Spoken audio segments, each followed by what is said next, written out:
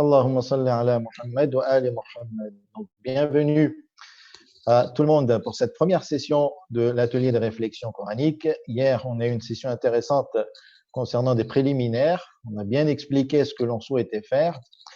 Et donc, aujourd'hui, comme on avait prévu, on va commencer donc par une courte introduction.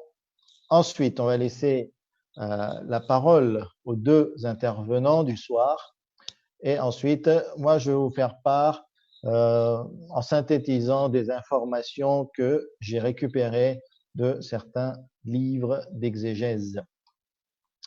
Donc, en introduction, j'aimerais vous faire part d'un hadith de l'imam Amir al-Mu'minin Ali ibn Abi Talib, salamullahi alayhi, qui nous a été rapporté dans le Nahj al-Balagha, où il dit à propos du Coran, wa ta'allamul Qur'an فإنه أحسن الحديث وتفقهوا فيه فإنه ربيع القلوب واستشفوا بنوره فإنه شفاء للصدور أو شفاء الصدور وأحسنوا تلاوته فإنه أنفع القصص.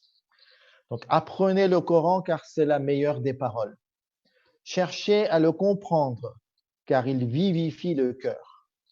Guérissez-vous au moyen de sa lumière, car il constitue une guérison pour les cœurs, et parachevez sa lecture, car il est le récit le plus édifiant. Merveilleuse parole de l'imam Ali alayhi salam. On voit très bien que c'est le pendant du Coran. C'est l'autre Coran, le Coran parlant. On voit très bien dans ces paroles beaucoup d'émotion, beaucoup de compréhension. C'est vraiment une parole avec énormément de hauteur. Et à nous de tirer profit de ces paroles et donc de donner attention au Coran. Et Inch'Allah, le but de ces sessions, c'est que nous apprenions à comprendre le Coran petit à petit de nous-mêmes à travers les traductions des versets. Et donc, je vais laisser la parole à la première intervenante. Salam alaikum. Wa alaykum assalam wa rahmatullah. En collaboration avec nous-mêmes. Alors, on a étudié un peu ces versets, enfin, on les a lus, on les a médités en collaboration avec mon mari, les deux ensemble. Donc, Super. on a un petit peu un paquet cadeau. Et vous aimeriez que je vous en parle? Est-ce que vous dites d'abord le verset ou bien est-ce que j'explique ce qu'on en a retiré directement? Alors, on va commencer par lire les versets. Donc, au fur et à mesure, vous lisez le premier verset. Ensuite, je vais mettre le second. Et une fois qu'on aura lu les versets, vous allez nous faire part de votre réflexion. C'est bon? Alors, le premier verset, Bismillah ar-Rahman ar-Rahim. Ô vous qui avez cru, craignez Allah, que chaque âme voit bien ce qu'elle a avancé pour demain. Et craignez Allah, car Allah est parfaitement connaisseur de ce que vous faites. Alors, par rapport à cette sourate, on a déjà constaté qu'elle s'adresse à tous les croyants, enfin, à tout le monde en général, donc pas uniquement aux musulmans. Cette sourate, elle nous ramène à notre propre solitude vis-à-vis de Dieu, à nous en remettre, et nous remettre en question par rapport à chacun de nos actes et chacune de nos pensées et à leurs conséquences. Et surtout dans cette période de confinement où on se retrouve souvent seul, on a vraiment beaucoup plus d'occasions de travailler sur nous-mêmes, sur notre âme, parce que quand il y a beaucoup de monde, on est toujours perturbé, enfin on pense à autre chose, on n'arrive pas vraiment. Tandis que là, on est vraiment dans l'obligation d'y penser. Et puis, il y a toujours, on a relevé bien la notion de crainte de celui qui connaît tout, parce qu'on ne peut rien lui cacher, ce qui fait qu'à chaque instant, il faut qu'on réfléchisse vraiment à ce qu'on fait. Est-ce qu'on le fait vraiment pour Dieu ou est-ce qu'on le fait par ostentation ou pour autre chose? Donc, il faut qu'on soit sincère déjà avec nous-mêmes, sincère avec Dieu, sincère avec nous-mêmes. C'est un exercice qui n'est pas facile parce qu'on n'a pas tellement l'habitude, justement à cause du manque de calme. Voilà, c'est un petit peu ce qu'on a vu. Il a dit si Dieu nous dit, si vous ne me voyez pas, moi je vous vois. Donc c'est quelque chose qu'il faut vraiment qu'on travaille tous les jours en se disant chaque chose qu'on fait, chaque chose qu'on réfléchit, de penser toujours à ça. Dieu est en train de nous voir. Qu'est-ce qu'on fait avec ça et quelle est notre sincérité vis-à-vis de lui. Voilà.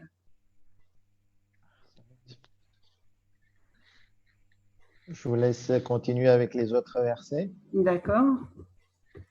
Bismillah ar-Rahman ar-Rahim. Et pour celui qui aura redouté de comparaître devant son Seigneur et préserve son âme de la passion, le paradis sera alors son refuge. Là, c'est aussi le fait qu'on soit seul avec Dieu, en ayant crainte de lui, en lui obéissant en tout. On sait que sa promesse de paradis est réelle. Et dans les choses de tous les jours, quand on a la crainte de Dieu et surtout quand on lui demande de ne pas se tromper, on voit qu'effectivement, il programme pour nous toutes les choses à faire sans qu'on se trompe réellement, alors que nous-mêmes, on serait incapables à cause de notre ego et de nos passions. Ces paroles, elles nous encouragent à lutter contre nos passions pour être proche que de Dieu dans sa crainte, dans la crainte de lui déplaire. Et ça, c'est un travail qui est immense parce que nos passions, elles sont multiples. Et à chaque instant, on a des nouvelles passions. Si on fait vraiment attention, qu'on est conscient à ce qu'on réfléchit, à ce qu'on pense, chaque minute, on a des nouvelles passions, des désirs. Et puis, on doit essayer vraiment de s'en remettre qu'à Dieu. Alors, là, ça, c'est pour la deuxième. Le troisième verset, Bismillah ar-Rahman ar-Rahim. A réussi certes celui qui la purifie et est perdu certes celui qui la corrompt. Alors là aussi, ça nous encourage, ce verset nous encourage à faire un travail personnel sur soi-même pour éduquer notre âme et soumettre notre ego pour l'amour de Dieu, ce qui est une chose facile à dire mais qui est très très difficile à faire, c'est bien la plus difficile à faire. Si on laisse libre cours à nos passions, nous sommes perdus et souvent on a remarqué dans la vie de tous les jours que si on a envie de quelque chose et qu'on ne peut pas l'avoir, on est ingrat, on commence à être ingrat vis-à-vis de Dieu, on ne le remercie plus, on est de mauvaise humeur. Donc de se remettre toujours dans la tête que c'est à nous de lutter contre nos passions et puis que c'est uniquement avec cette lutte contre les passions qu'on sera content avec ce qu'on a, satisfait de ce qu'on a de la part de Dieu. Voilà.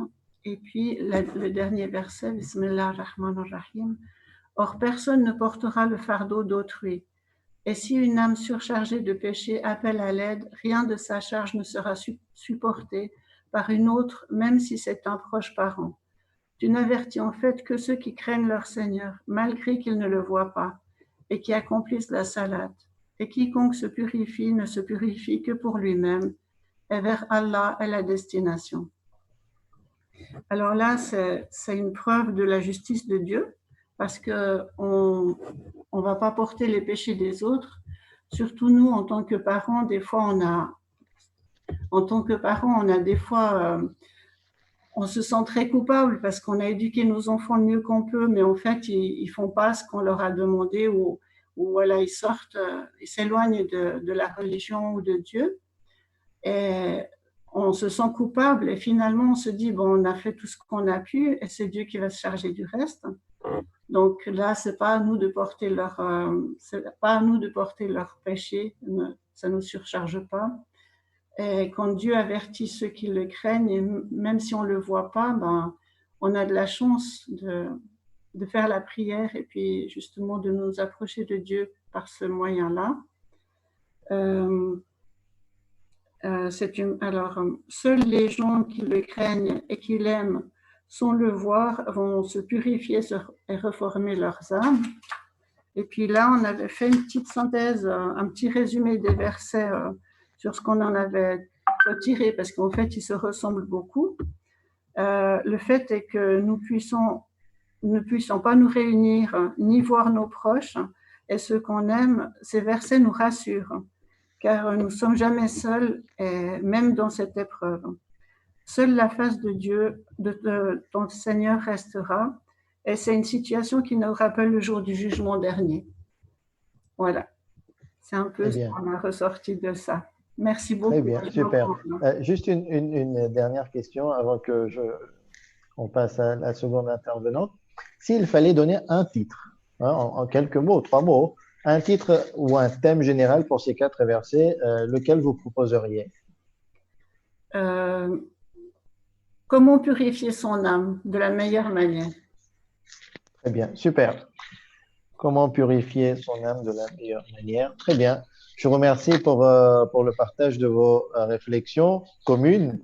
On passe maintenant à la seconde intervenante et on va écouter ses réflexions. Salam alaikum tout le monde, j'espère que Wa vous alaykum m'entendez salam bien. wa rahmatullah. On vous entend très bien.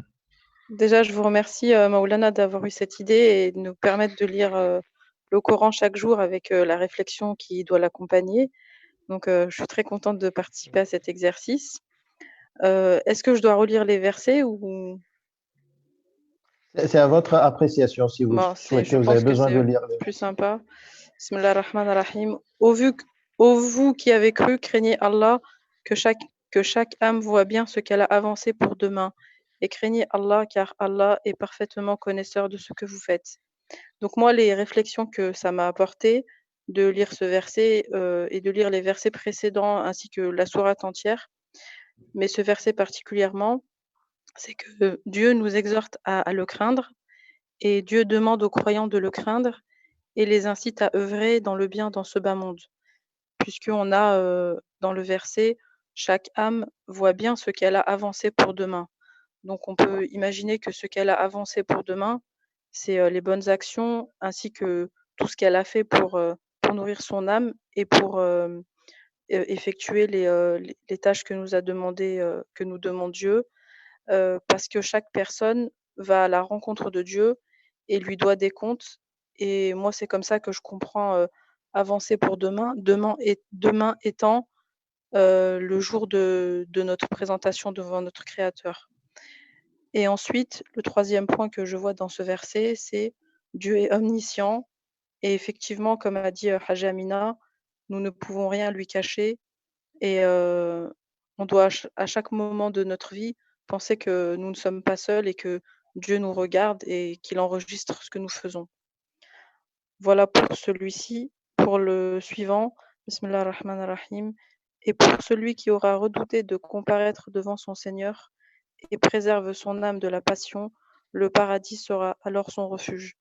Alors moi, ce que ça m'inspire, c'est que celui qui redoute le jour des comptes avec Dieu va chercher tout au long de sa vie l'agrément de Dieu et ce que Dieu aime pour ses créatures, sachant que Dieu nous a laissé des enseignements dans le Coran et aussi via ses prophètes et via son dernier prophète bien-aimé ainsi que sa famille. La crainte de Dieu va nous aider à surmonter nos passions et à nous éloigner de l'amour de ce bas monde tant qu'on peut le faire, tant que possible. Le croyant qui réussit dans cette voie est alors récompensé par le paradis. Donc Dieu nous promet en disant, si vous arrivez à faire tout cela, à préserver votre âme de la passion, eh bien, vous serez au paradis. Voilà, et Dieu tient ses promesses. Pour la sourate 91, Bismillahirrahmanirrahim, a réussi certes celui qui la purifie et est perdu certes celui qui la corrompt.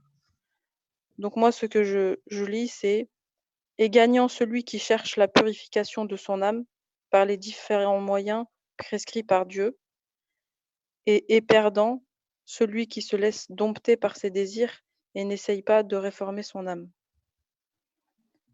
Pour la dernière, Bismillah ar-Rahman ar-Rahim,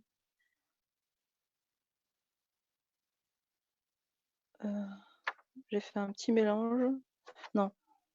Or, personne ne portera le fardeau d'autrui, et si une âme surchargée de péché appelle à l'aide, rien de sa charge ne sera supporté par une autre, même si c'est un proche parent. Tu n'avertis en fait que ceux qui craignent leur Seigneur, malgré qu'ils ne le voient pas, et accomplissent la salate. Et quiconque se purifie ne se purifie que pour lui-même, et vers Allah est la destination. Donc chacun assumera les conséquences de ses actes. Si une personne a été injuste envers son âme, elle ne pourra pas demander de l'aide. Du coup, chacun récoltera les fruits de son travail ici-bas.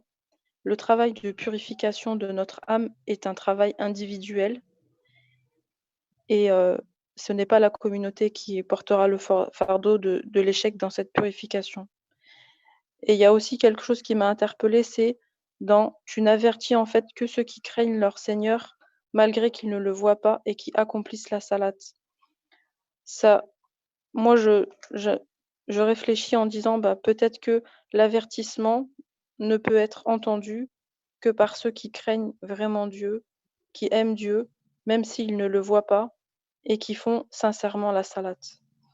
Voilà ma modeste contribution. Eh bien, super. Alhamdulillah, je trouvais les deux interventions très intéressantes, riches. J'ai bien aimé comment vous avez fait part de votre compréhension des versets un à un par vos propres paroles, par vos propres mots. Je trouvais beaucoup de fidélité dans la compréhension de ces versets. Je vais passer à la seconde partie. Comme je vous l'ai dit hier, moi, je ne suis pas là pour commenter vos interventions, d'accord? Le but, c'est de créer ce réflexe à aller vers le Coran, à aller vers les versets, essayer de comprendre chaque verset point par point, mot par mot.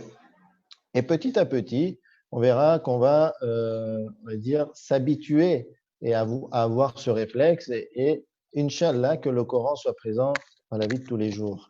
On va aussi apprendre à aimer comprendre le Coran parce qu'on remarque que souvent, les gens n'aiment pas aller vers le Coran parce qu'ils le trouvent compliqué à comprendre.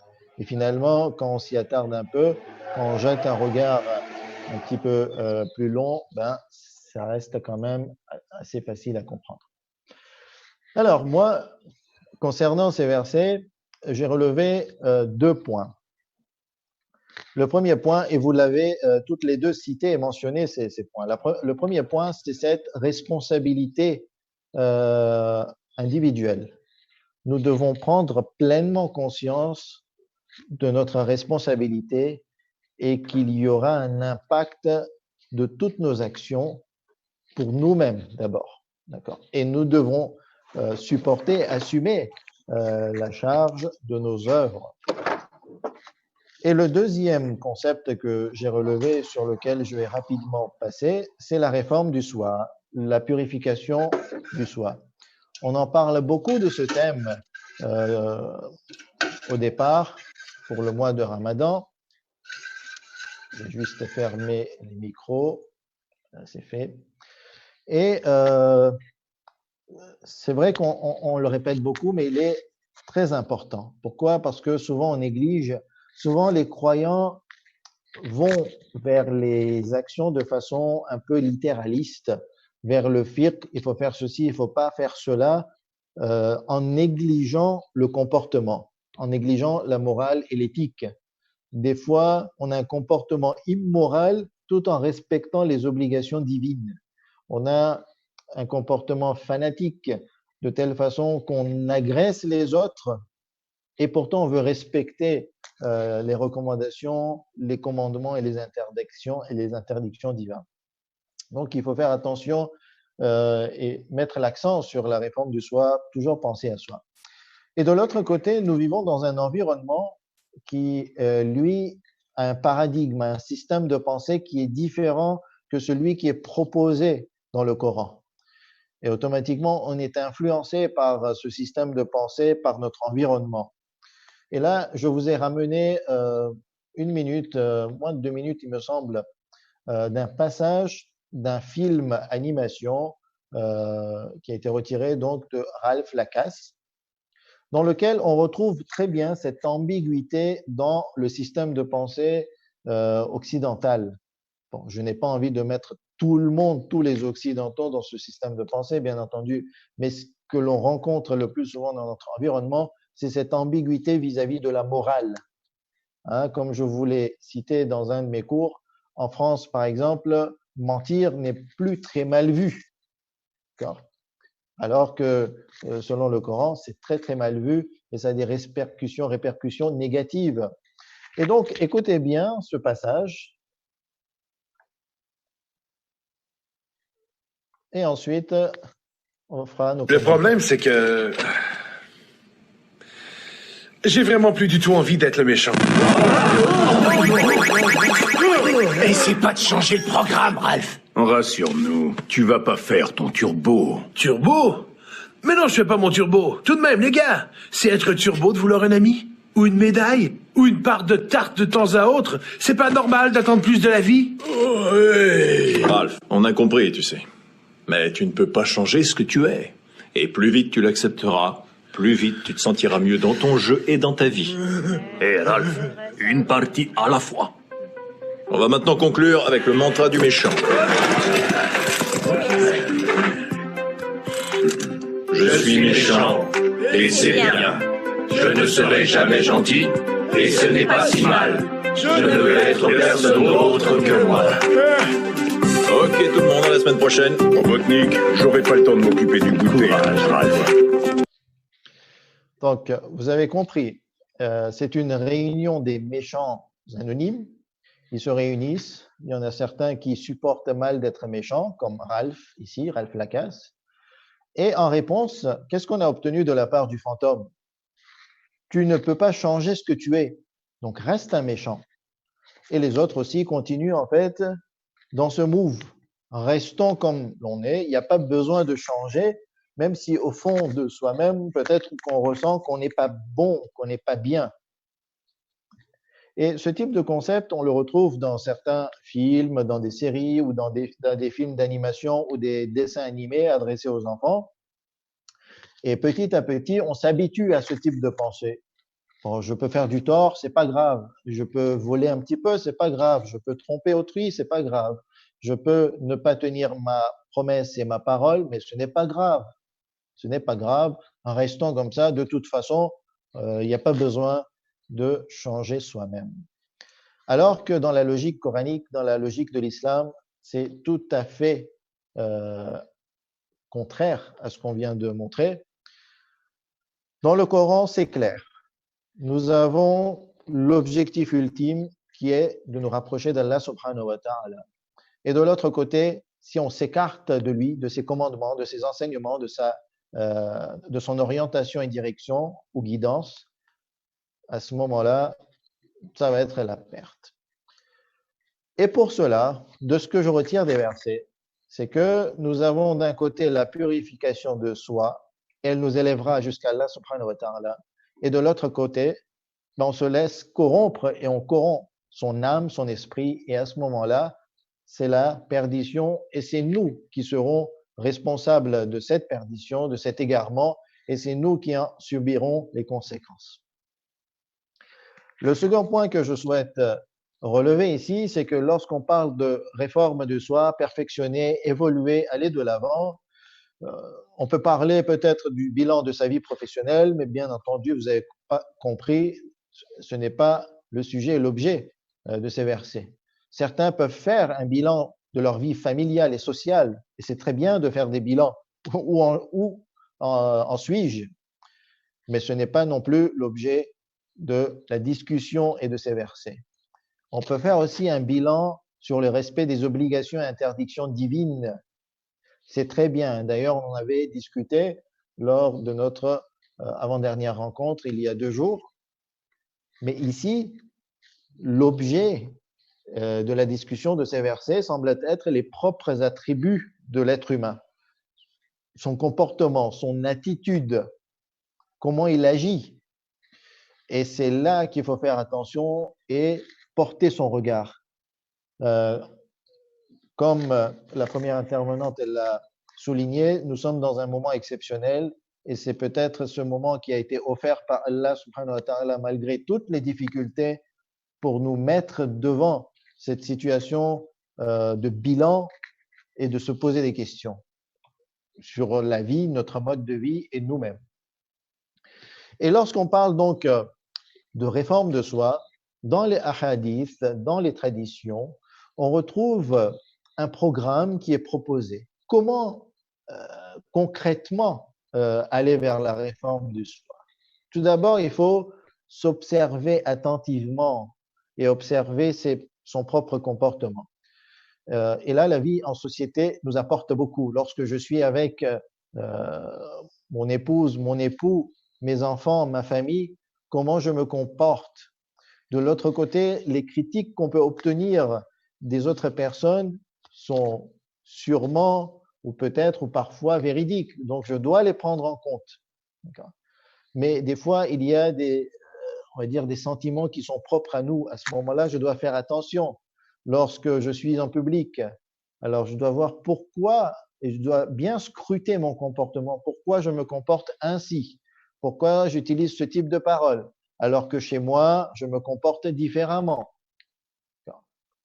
Donc, il faut d'abord bien scruter et s'observer soi-même. Ensuite, je détecte toutes les maladies du cœur et surtout celles qui me concernent. Par exemple, la jalousie. Si je suis jaloux, je me pose des questions. Pourquoi je suis jaloux de l'autre? Donc, je détecte bien ce sentiment qui est en moi. L'orgueil. Souvent, l'orgueil, on ne se rend pas compte qu'on a un comportement condescendant, qu'on est orgueilleux, qu'on se sent supérieur aux autres, soit par les actes, soit par la parole. Et là, la vie des autres est très importante. Certes, lorsque quelqu'un nous critique, ça nous fait mal, ça fait mal à notre ego. Mais au lieu de créer une situation conflictuelle avec quelqu'un, je ne vous dis pas qu'on se laisse insulter, mais des fois, il y a certaines personnes qui gentiment nous font des critiques et il faut accueillir ces critiques. Finalement, ces critiques sont des bénédictions parce que ce sont des informations qui me sont apportées alors que je n'avais pas pu moi-même les obtenir en m'observant et en observant mon esprit. La vanité, ces dangers, ces attributs négatifs sont finalement présents à nous, chacun, on va dire, leur propre intensité. Certains sont plus colériques que d'autres, d'autres sont plus orgueilleux que d'autres, et chacun doit détecter cette intensité de mauvais attributs en nous, ou en lui, pardon. L'attachement matériel à ce monde, le narcissisme, la rancune, l'autosatisfaction, l'avarice, cet amour que j'ai envers ces biens matériels que j'arrive pas à m'en détacher, à partager avec l'autre. Et cette avarice, elle est tellement dangereuse que j'arrive même pas à utiliser pour mon propre bien ou pour le bien de ma famille. Donc, il faut essayer de détecter toutes ces maladies du cœur. Et une fois que c'est détecter l'intensité de ces maladies, je commence par les nettoyer. Il y a l'ostentation aussi et bien d'autres maladies. Donc, je décide de les traiter une à une, ces maladies. Et petit à petit, j'essaie de ne plus faire d'erreurs. D'accord? Si ça arrive que je suis par moments hypocrite, d'accord, je donne une image de moi qui n'est pas la mienne. À ce moment-là, petit à petit, j'essaie d'être de plus en plus authentique. Si ça arrive que je suis un dissimulateur, un trompeur, à ce moment-là, petit à petit, j'essaie de détecter cette erreur et de l'effacer et de ne plus faire ce type d'erreur. Ensuite, je continue à me surveiller moi-même. Si j'ai réussi à améliorer mon comportement, à effacer ces mauvais attributs ou surtout les intensités les plus fortes de ces mauvais attributs, à ce moment-là, je continue de surveiller mon âme parce que c'est fort possible que je fasse une rechute. Et je fais un bilan. On peut faire un bilan quotidien tous les soirs avant de dormir, un bilan hebdomadaire, mensuel, même annuel, même au bout de quelques années. C'est très, très important de faire un bilan et de voir où j'en suis. Est-ce qu'on me considère comme une personne cupide, cynique, ou non, on me considère comme une personne bonne, gentille, qui aime partager, qui aime donner. Est-ce qu'on me considère comme une personne qui est orgueilleuse, condescendante, ou non une personne qui est humble? Et si on me considère comme une personne humble, est-ce que cette humilité, c'est pour manifester un bon attribut, mais au fond de moi-même, ce n'est que de l'ostentation ou pas? Et donc, il faut faire le bilan, analyser, et c'est comme ça qu'on peut aller de l'avant. Et si on n'y arrive pas à s'améliorer, il faut mettre en place un système. Hein? Donc, comme on l'a dit, chacun est responsable de soi-même. Et donc, on peut mettre en place un système de récompense ou de sanction. Si par exemple, je fais des erreurs, je me sanctionne moi-même, bien entendu, je n'ai pas envie d'apporter un poids psychologique très lourd et très fort que je ne pourrais pas supporter moi-même. À chacun de se connaître soi-même, comme l'a mentionné le premier verset. Donc, chacun peut aller de l'avant en mettant en place un système de récompense ou de sanction. Et à chaque étape, je dois prier Allah subhanahu wa ta'ala, puisqu'il est présent tout le temps, comme cela a été mentionné dans les versets, et je dois demander son aide, qu'il puisse donc m'aider dans chacune de ces étapes, surtout bien prendre conscience du chemin à parcourir. Et donc, c'est avec ces mots que je termine ma prise de parole, qu'Allah subhanahu wa ta'ala nous donne le tawfiq, la réussite, l'occasion et son aide pour qu'on puisse s'améliorer soi-même, réformer soi-même, et cela pour notre propre bien, Inch'Allah.